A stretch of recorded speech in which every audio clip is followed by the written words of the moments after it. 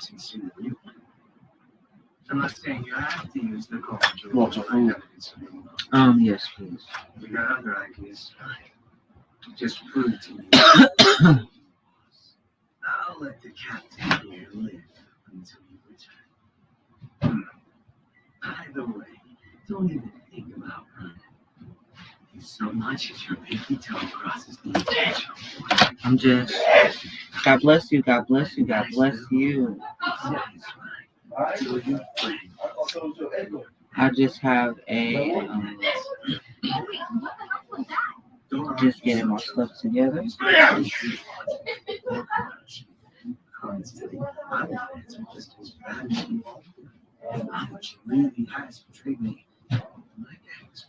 So we're going to be relaxing and eating.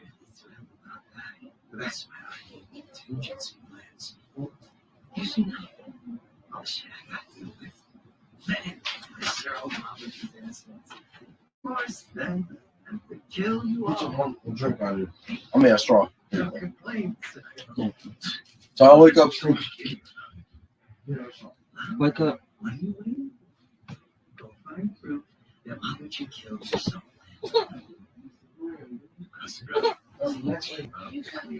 Yeah, it's cherry Minute Maid cherry lemonade. Here, beware.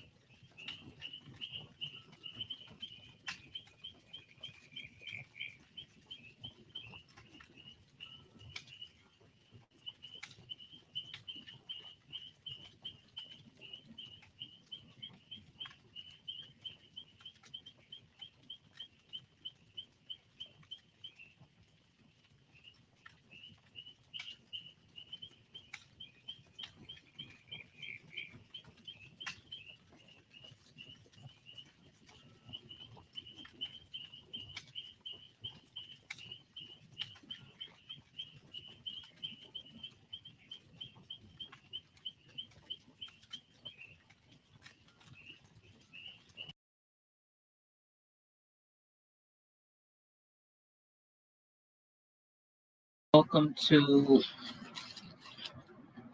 Chatting with Chica by the Campfire. I am your host. I am also with T Dog and Destroyer King, King of Destruction. With a non-appearance by K Trilogy 364 because he only takes one day off. We just have his presence. So today will be a mukbang with us talking about minus the video, which we are coming soon. We do have the camera and we're building up our capabilities. K Trilogy 364 also has a Lofty channel. You can find him by typing in K Lofty Trilogy. Again, K Lofty Trilogy. And I can tell you, I was just hanging out one night with him and he was playing his Lofty and I went right to sleep unintentionally. Just went right to sleep. So it's a good listen. Moving on from that. So our first topic will be HBCUs, the condition, the leadership, and who's wrong or right. So we have one person who we call Prime Time, who's also known as Deion Sanders. He actually left Jackson State, Mississippi to go to a predominantly white college to hopefully do what he does, which is make them better at football and make them champions. That's the goal. So for the mukbang, we're having cousin subs. I have a turkey sub at cheddar, and I have a mix of cheese curds and fries. For the drink, hey Trilogy, the drink? No. We was talking about the game. Yeah, so what's the name of the drink? Oh, that's a cherry lemonade Minute Maid. Cherry lemonade Minute Maid, which you can find at your local Coca-Cola vendor that has the pick machines. So let's see. We're gonna try to play some audio.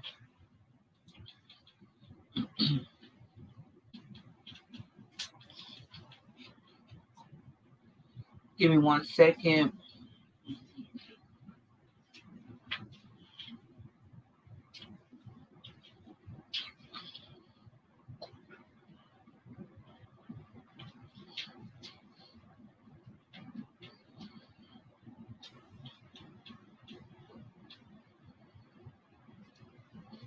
So I know it was Deion Sanders. What's the other gentleman's name? Ed Reed.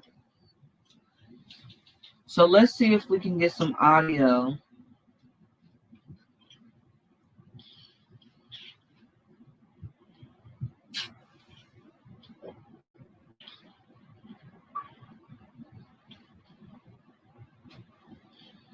Let's see.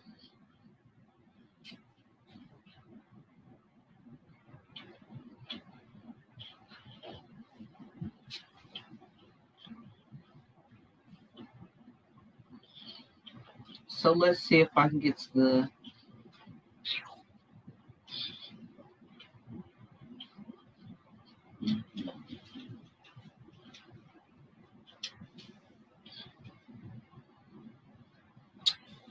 So after looking, I don't know if I want to play the video because of copyright concerns, but I will just fill you in on what happened prior, during, and the aftermath. So prior to Ed Reed, you can remember we on Twitch, we were talking about how Deion Sanders, aka Prime Time, could have possibly been wrong or seen as being wrong for leaving Jackson State University because of the notoriety that he brought, because of the contracts that he brought, because of the advertising that he brought for the players, and advertising equal money. But because of all the things that he brought, they feel like because he left to go play for a white school, that he was doing the HBCUs as a whole a disservice. And from further thinking, though we should one-on-one, man-to-man, one woman-to-woman, we should take owner and leadership of the way that we see our community and the way we to serve our society. So he could have stayed and fought the hard fight and things like that. But then again, he's also one man. So you really can't, your intentions can be good, your actions can be good, but is it really possible that one man can save a university? He did bring notoriety, he did bring money, he did bring advertisements and teams. However, and his presence was felt when he left. However, you can't really put all that responsibility on one person, though as individuals, we probably should be leaning towards that thought process.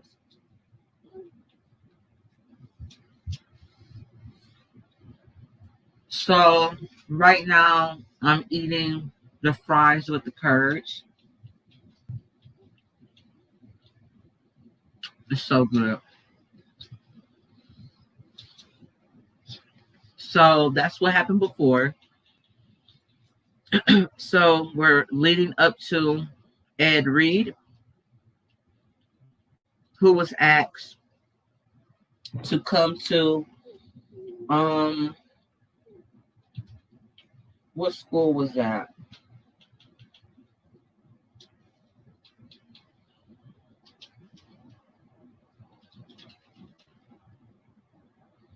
Bethlehem Cookman University. Bethlehem Cookman University. And I just see as well that it's a possibility of his return, Ed Reed. So Ed Reed was asked by Primetime personally by phone via sit up please via phone to we have a 3-year-old who thinks she's going to keep everyone up tonight, so we make sure she stays awake. She took an hour nap and that's all she gets for now. So Primetime called Ed Reed personally and he stated that hey, I want you to go to Bethlehem Cookman University, which is a HBCU, a historically black college or university.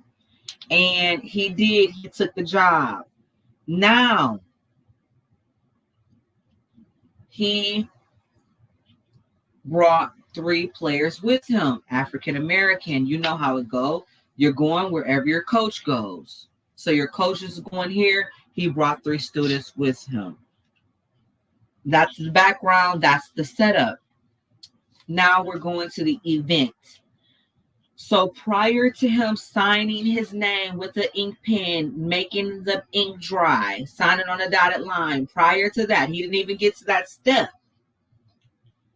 Before he was bashing, slandering, and talking major trash about Bethlehem Cookman University, going live stating that the school and showing that the school had inadequate exercising equipment, inadequate practice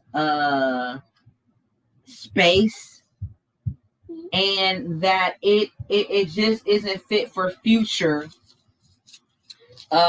contenders in the sports arena. I would not expect a top league person to come from that school merely based off of what I've seen from what they had to work with for the exercise, for the training area. Now, He bashed them. He talked about them on YouTube and Facebook and exposed them. To their defense, because we here are unbiased, we're just here to give the news. To Bethlehem Cookman University's defense, having another bite of the cheese curds and the fries. To their defense, they just overcame a hurricane. To their number, leaving $1.6 million worth of damage to the facility. However, it's mighty funny that he also showed abandoned buildings from the university that are just empty space that's not being used. That if they had a marching band or a dance band like the Dancing Dolls have, they had some type of space to practice, they probably could use that space. But the facilities dance team or marching band or people of that nature. Now, though we are unbiased, we can be adults and come up with a decision from our minds. And it does not have to agree with the main popular agree or be in agreement with the main popular mainstream idea. So I will take a vote. And if my co-hosts want to participate, they can simply raise their hand and show me that they want to say something. If not, I'll just take a vote. So the question that is being posed for the votes is, who's right and who's wrong? Should the HBCUs get a pass for the lack of space and equipment for their future sports people? Or was the people who came in and exposed them for the lack of money, the lack of care, and the lack of attentiveness that they have towards the people that work for them? Who's right and who's wrong? So for me, I'll answer. I believe that the schools are wrong because I just read an article about Lord help me, what was I reading? I was reading an article to some effect of money being given to someone and someone mismanaging money and it affecting many, many people. Now, let me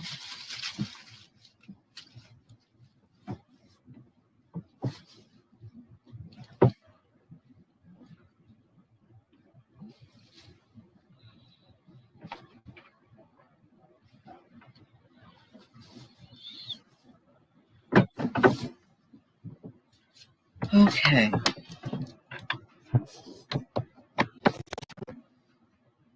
Now, the schools are dead wrong. They're the one managing the money. They're the one knowing what type of talent that they need to be able to draw in the people that they want. If you're not willing to sacrifice your salary, though you want these top people to sacrifice their salary, because again, prime time sacrificed half of his salary to go back to the people that was working with him and alongside him because their salaries just wasn't sufficient to be trying to build the people that they want to build. To build talent, it costs. You can't do it with a hopscotch and a dream. So do you guys think that the schools was wrong for thinking that they can train people on fiddlesticks and drumsticks? Or do you think that these people who exposed the schools and expected them to work with fiddlesticks and drumsticks? I think that they were wrong. Who? The school, Why do you think the schools was wrong? because they they shouldn't want to they shouldn't want to take other people's time, but don't want to take theirs, and they don't want to risk their salary for somebody else's. That that isn't right.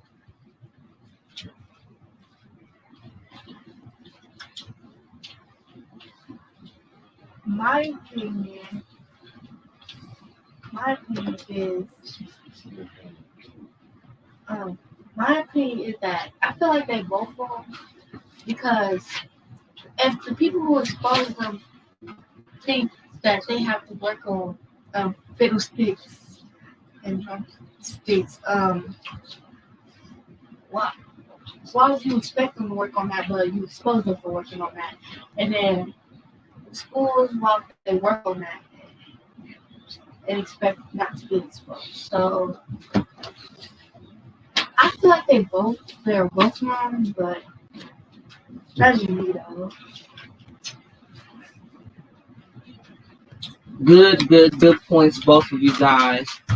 Wanted to really figure out who should be wrong and who should be right, because that was what this segment was about. So we're moving on to a topic that's been really hot for years now, and it's gender. And what we want to know, and what the question is being asked, is gender. Where Elliot? Is she woke? She come right now. What's her shirt? Gender, is it identified at birth? So I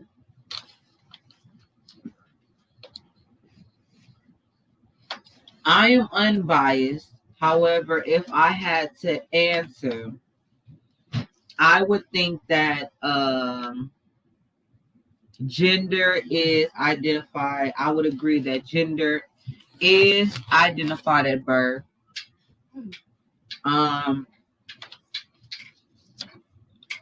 Because there are distinctive things that make humans women or female. And there are other things that make us as humans distinctive male or men. And so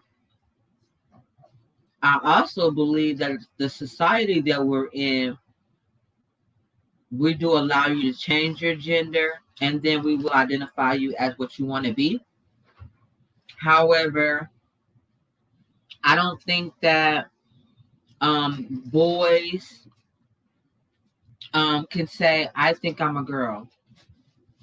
It's okay to be feminine and identify with being a little more sensitive. I think that it's especially seen by boys who are raised by their mothers. Well, of course, you would be a little more feminine if that's all you see. It would be a understanding that a boy would identify his mother to a mother that's overbearing or very coddling, and then he likes that. So he would want to display those same attributes of things that he likes from his mother. And of course, even though the father may be in the home, the father may work a lot. Because I do remember seeing shows on Channel 12 asking the question about identity. Were you born a girl or were you born a boy, or can that change? I remember being challenged by those ideas and them having those questions towards us. So with that being said, that's very short. The question is gender identified at birth? And we'll start off with T-Dog.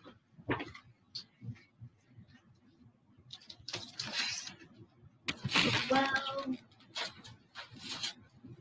so at birth, I say you're only supposed to pick your identity at like at least when you're in your teens, because that's when you start to get into your adulthood, but like not really in it. And I don't think that kids under the age of 13 should be doing that, like picking their own gender. And gender is decided at birth because, as Chica TV has said, you are identified when you are born. So I think that Yeah. what Chica TV was saying was Yes. very appropriate and right for this question. So I believe that your gender is picked when you were born. Because I know when I guess my mom used to go to the doctor, she used to go to the doctor and like give this surround sound or something. Like they said that I was like a boy, but it was like a girl, so they had got it mixed up or something. So yeah. And then when I was born, they found out that I was a girl. So yeah, that's what I got to say. Passing it to destroy your king.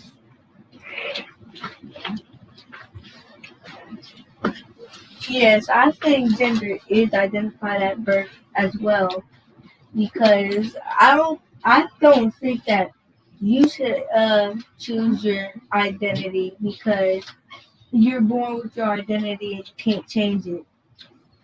Even if others think you can, you can't.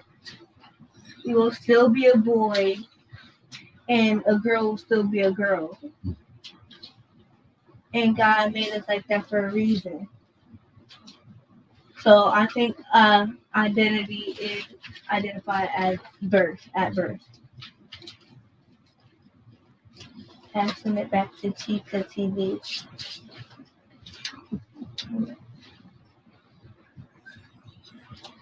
Okay. I'm taking a bite of my sub. It's garlic on the outside with cheddar cheese and turkey. It's cousin sub. Good mayo. Okay. So I'm trying to process what T-Dog said. And she stated that she believes, because we don't criticize and we don't judge, but we do analyze and we do challenge. So she said that she believes that you can, that not at that at birth, however, that you can change it. So I don't have a problem with that because people feel that way. However, I don't believe that it should be done until 18 at the earliest, because even people that was over 18 that had surgeries and ulcers, they still regretted it at high rates. So we're gonna move on. This was very scary, guys, for me. Very, very, very, very scary.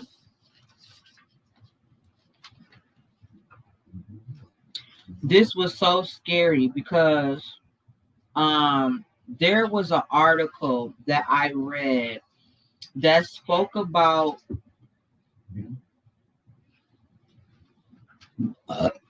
oh my, I did not expect that, guys. Excuse me. Please forgive me. Please. So, a robot that has the ability to be solid and change to liquid when heat is introduced. I actually saw the robot change. The robot was a small little something. It wasn't like this life size robot. It was a small little something, and it was interesting to actually see it liquefy and then solidify back. This is real. It also showed it in action that they would use it for medical purposes to take out foreign objects from the body, which I seen, which is really scary, guys. Really, really scary for me. What do you guys think about the robot that has the ability to be solid and change to liquid when introduced to heat? uh, uh, we know that it will be used for medical purposes, but outside of medical, what do you think the dangers could be to a robot that has those type of capabilities? We'll start off with T Dog.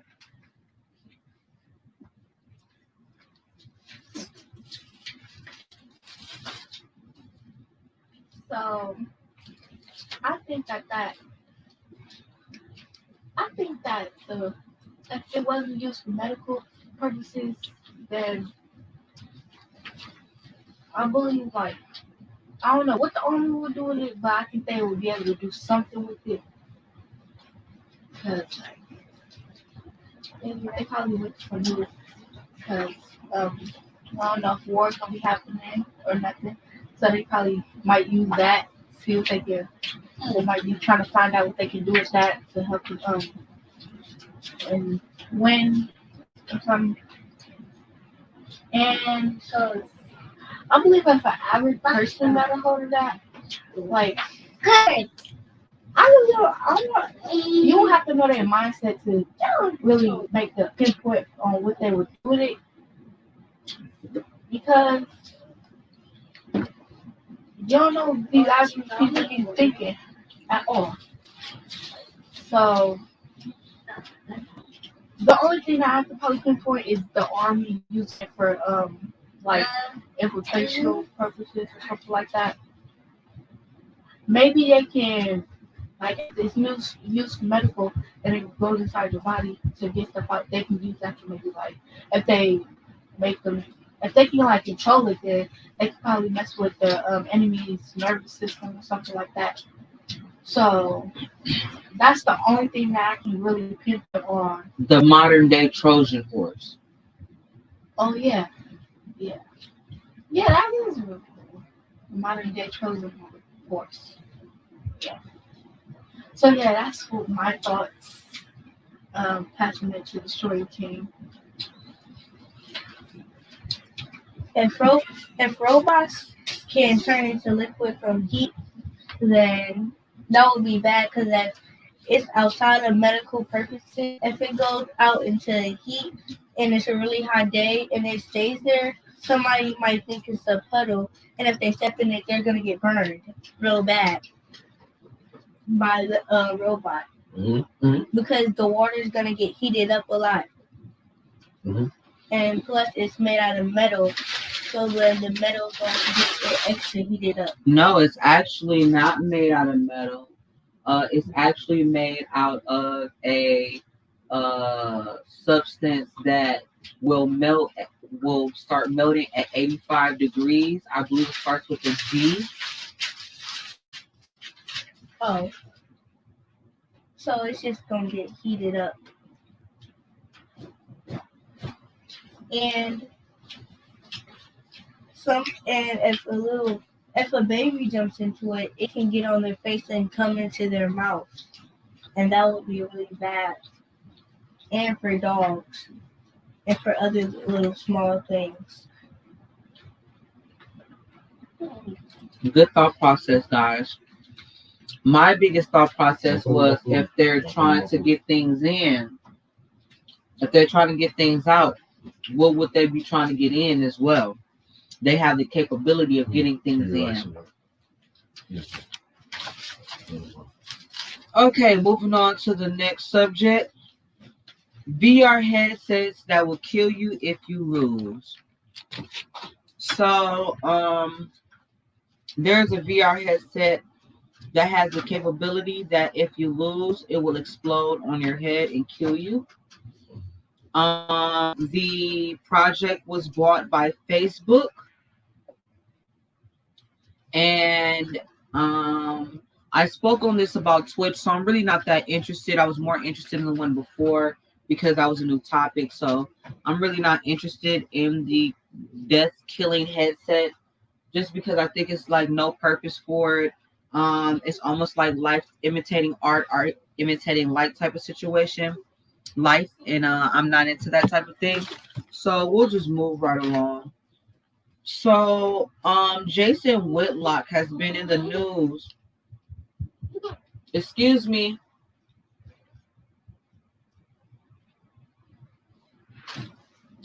Jason Whitlock has been in the news for his thought process on family structure, and I'm very interested to see.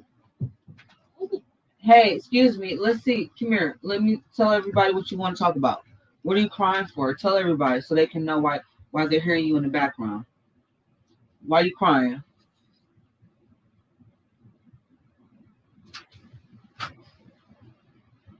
You ain't got nothing to say now? Well, tell the people what you got to say.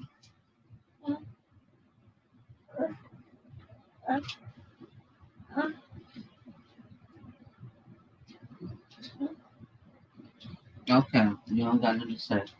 Please be quiet. So the gentleman stated that we want to blame music, we want to blame TV, we want to blame our fathers not being there, and this and that. But the biggest thing is our fathers not being there, and the most valid, because they state it's not a two-parent household, and it is very difficult to raise children in a two-parent household. Even my own personal experience with my family members, there was a statement that a video that was in our group chat, and a majority of my family felt like the gentleman in the video was incorrect. However, I took a different standpoint.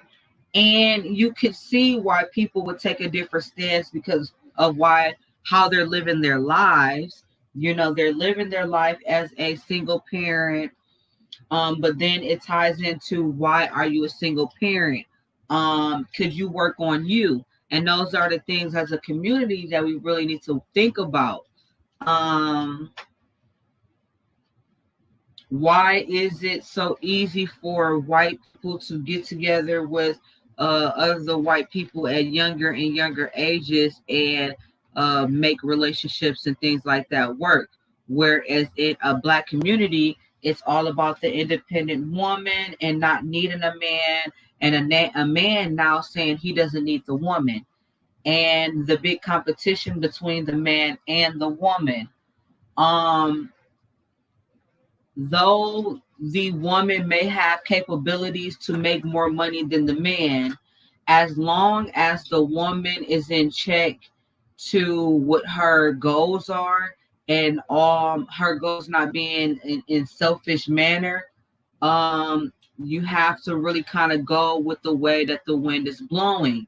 If the wind is blowing this way but you going that way, then you're really not able to fully uh, get all that society has for you at that moment. There was a moment in time where all the men went to work and all the women stayed home, and they were homemakers, to the point where it was taught in school that this is how you will be in society. Then the war happened, something that America was never ready for, and they still could not recover from such a tragedy of the woman now coming out of the home and working. That's where TV dinners come from, because the woman now does not have time to cook her family a home cooked meal because she also has to get ready for work. So, my question to you guys is, do you believe and do you agree with Jason Whitlock when he states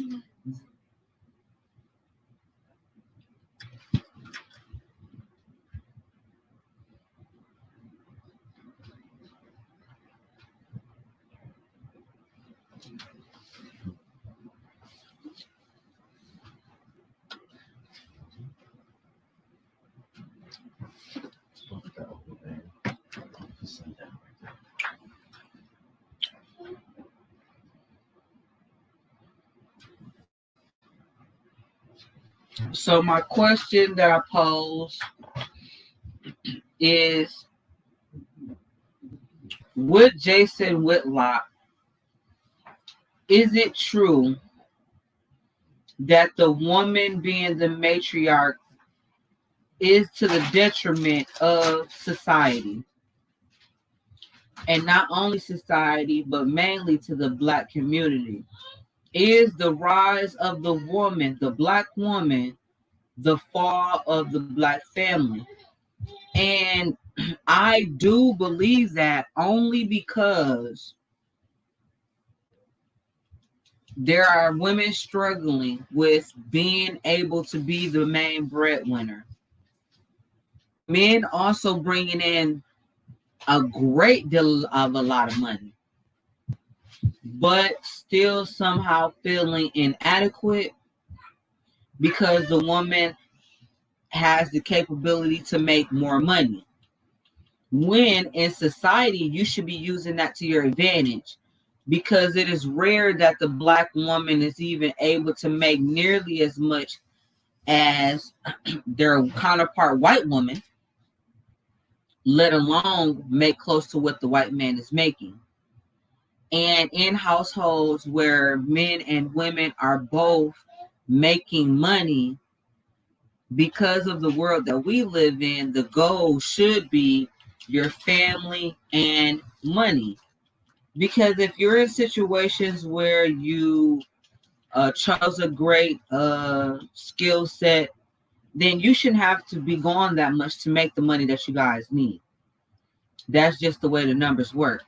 If I make $100 an hour, I don't need to work 7 days a week to make the money that I want to make, depending on the lifestyle that you have. Me, if I was making $100 a day, I probably only, well, $100 a day, that's nothing. $100 an hour, excuse me. If I was making $100 an hour, I probably would just only make my three days that I work and maybe 1 day extra. And that's all for me. Now,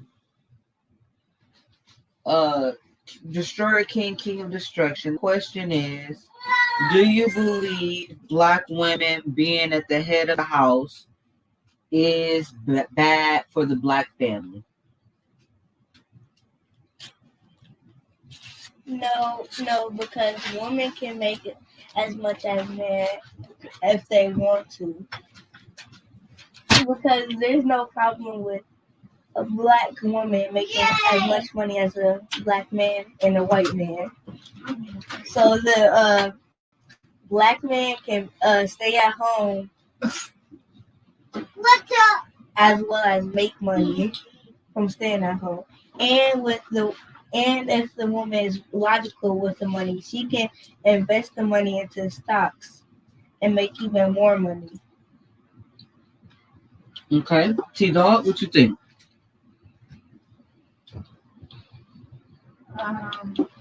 What was the question? The question is, do you think that Black women being the head of the house is bad for the Black family? Well, in my opinion, I don't think it's bad, but I think it should be equally. Like, I think the male and the woman should be equally In charge? In an equal same position. But if the woman's working and the man will stay at home, like a stay-at-home father, then, like, back in the time Africans was ruling, we was the ones doing everything and keeping all of our little tribes and villages together. So I think, but in the modern day, like, it really is how your mindset is and what you think. Because women these days, some of them are dominant, but like, it's still like it's a choice. Irresponsible. Yeah. So it depends on what type of person you are to be the head of the house, especially if you're a man. So that's that's that's that's my opinion of for this topic. And you guys brought up a great point. And the point that you guys brought up was being the head. Now, being the head does not always mean financially, because there's a woman that I know, actually my cousin, I'm not going to say her name. My cousin, she works outside of the home. Her husband stays home but makes a lot of money. And she still does not consider herself to be the head of the house, even though she has the capability of making more. She still sees her husband as the head of the house. So when we think of the head, it doesn't always mean financially.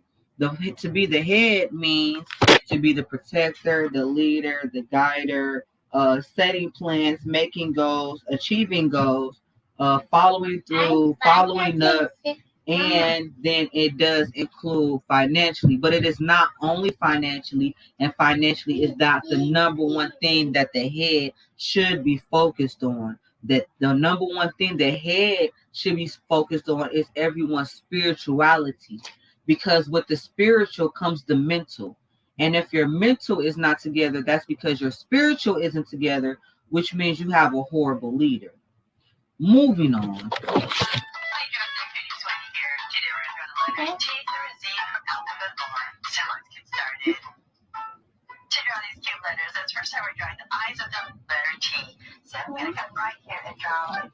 Okay.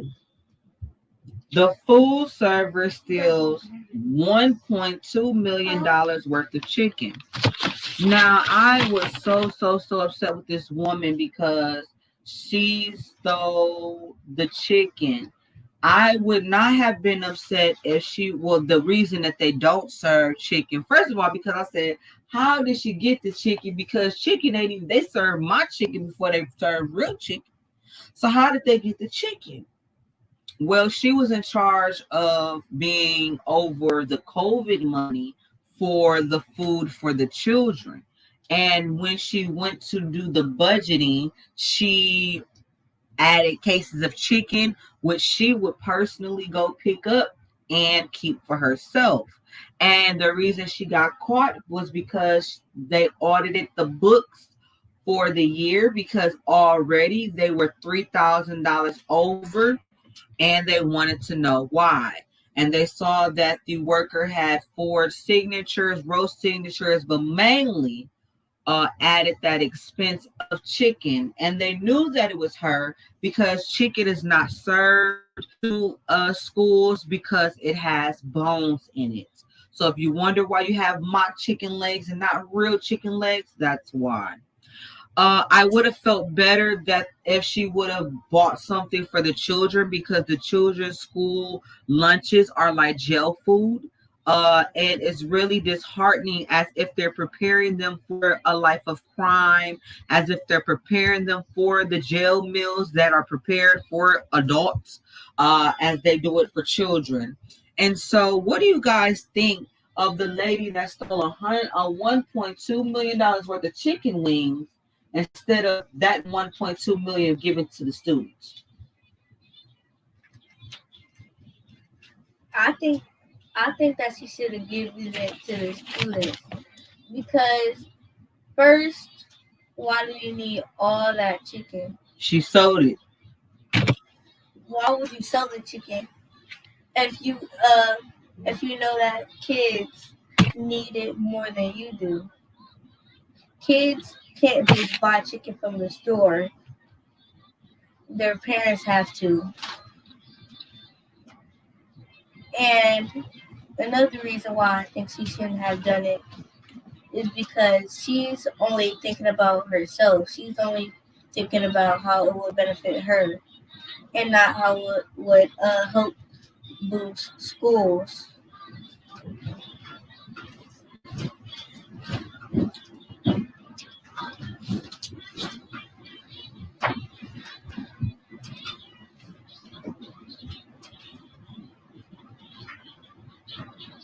For this topic, I really don't have anything to say about it. This was the main thing you wanted to talk about. I thought it was gonna be something else. What did you think she did? Well, when I first heard the topic, I was like, What did you think? well, I was just thinking about the food part. That's good. Well, now that you know the full story, what do you think?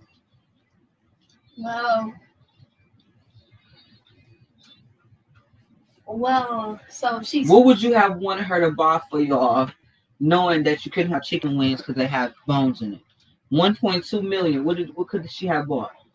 Boneless chicken. And not on my chicken legs. Okay, I like that. See, you got that in the bag. That was easy. Those chicken things, those things with the cheese inside. Chicken nuggets with cheese in the middle. That thing that y'all had, that y'all was having. Cheese curds. Oh yeah, cheese curds. Yeah, because we are in Wisconsin. So, if you know that the kids can't have bones with chicken, then at least buy some chicken wings with boneless chicken wings. You could even have with all that money, you could have a peace party for the whole school. Like, A couple times. So yeah, because I really wasn't into the topic because a lot of food stuff. That's all I gotta say. Good thought process, you guys. So we're moving on to the final topic, and we always do good. We're always hitting the hour, so I'm glad that I found a nice amount of topics to talk about. Oh, we have two more, guys, after this one. Yes. So I'm done with my sub that I've been smashing that since we've been talking. Doomsday clock has been moved closer to midnight. I believe last week that happened where the clock was moved to 90 seconds to midnight. Let me make sure mine.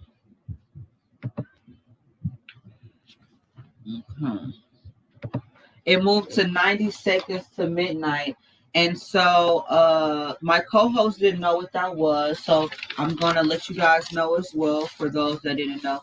And I personally as well did not know that we had a doomsday clock. I knew that we had like nuclear code numbers for the bombs and all of that. But I guess that's exactly what the doomsday clock is for any catastrophic or men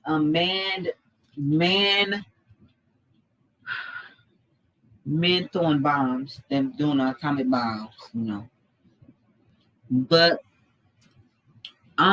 my thought is I believe that the war in Ukraine,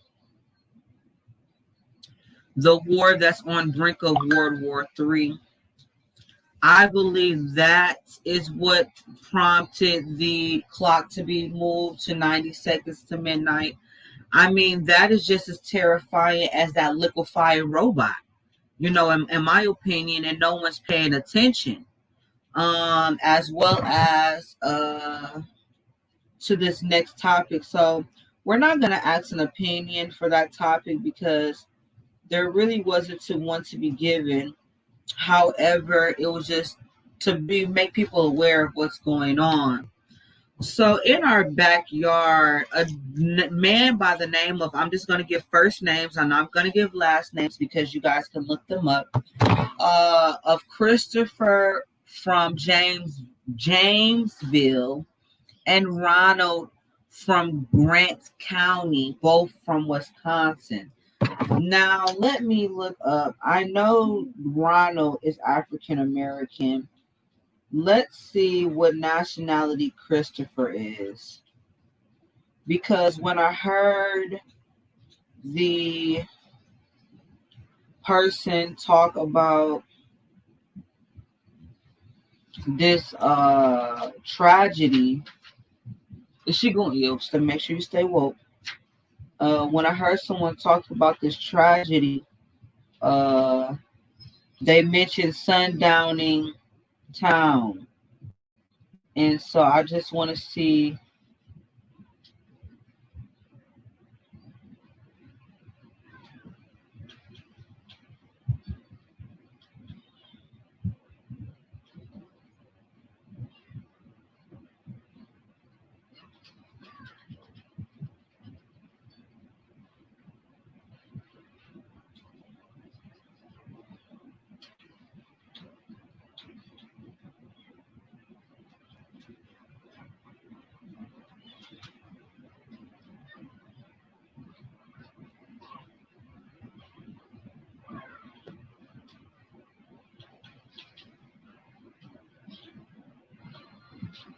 Mm.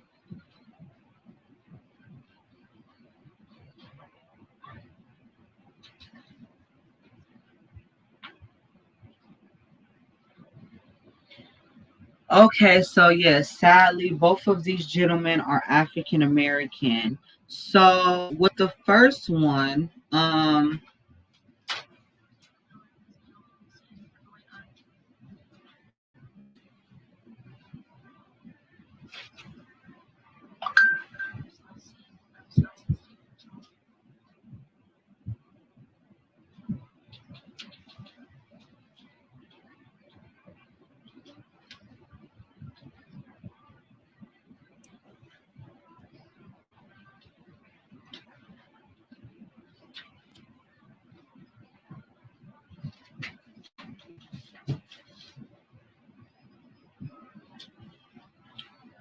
so because I don't want to get these stories mixed up because they're very similar.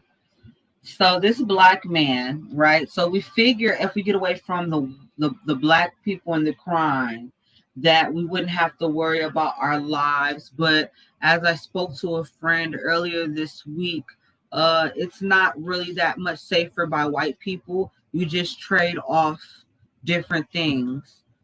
So instead of getting shot or robbed, um, in your face because your ethnic group are bold, they'll do it with a rifle 100 feet away because of the open field and the clear shot type of situation. So it's just a different devil for a different level, especially when you think that you've made it going by white people. It actually terrifies me more being by white people.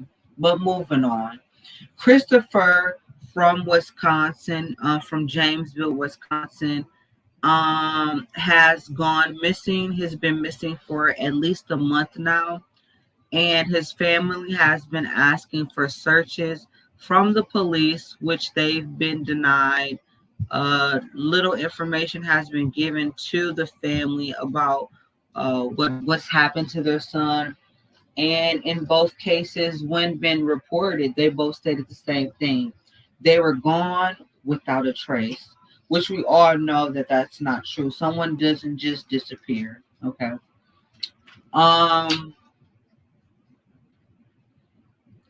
it's believed that he was caught in one of the sundowning towns in Jamesville, Wisconsin, and that he was pursued by police, and also a passerby called 911, stating that the police officer was in the field with a person, and the person was on the ground. So even out there, they called the police on the police. So that could tell you something about that, right? And so um just stating that fact to let you know that you don't know what's going on in your backyard unless you are paying attention and you're reading articles and you're actually looking for what's going on in your backyard. And then there's another man by the name of Ronald. He's from Grant, Wisconsin. Um, his situation is weird because he actually left a voicemail after being missing for a day. His phone was tracked to still being close to the area that he was missing in. And like I said, a day while he was missing, he actually called home and asked the landlord to give him a call immediately. And he sounded like he was in distress. And then after that, the phone battery died, and he, as they stated again, was gone without a trace. So it's very funny the verbiage that they use for both gentlemen, because we know that people don't just vanish without a trace. So just to that fact, guys, what do you think about these African American men going missing without a trace in Wisconsin? I think that that's pretty scary because if they don't know where they left, then that means somebody probably did hurry up and had to go somewhere else, leaving everything behind. So they wouldn't be trapped or anything because you have to be pretty careful to be identified as going without a trace. Or killed? Mm-hmm. And killed too.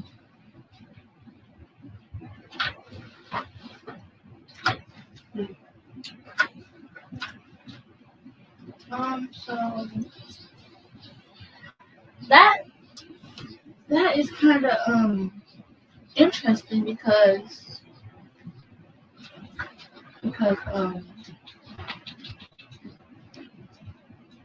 well, it's kind of interesting answer because two African American men go missing. Because usually the only time you go missing is when you die or the government puts you on like protection, so protection, and you get a new whole identity. So,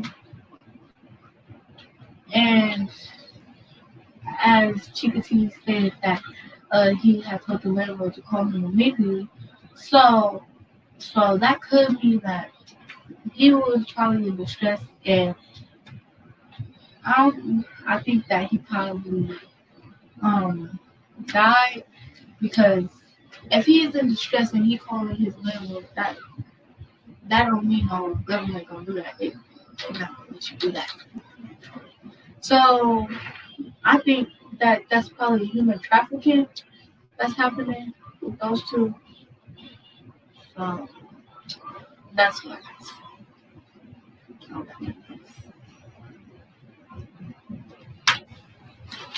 And there you have another successful podcast with T Dog and Destroyer King, King of Destruction. You will find us again sometime next week for our hour-long podcast. We will be becoming dedicated to giving you at least one day a week to hear our thoughts on different events and things going on in your community, in the state, and in some people's backyard. So we appreciate you listening. Until next time, it's Chica. Thanks for coming and stopping by, and see you in the next one.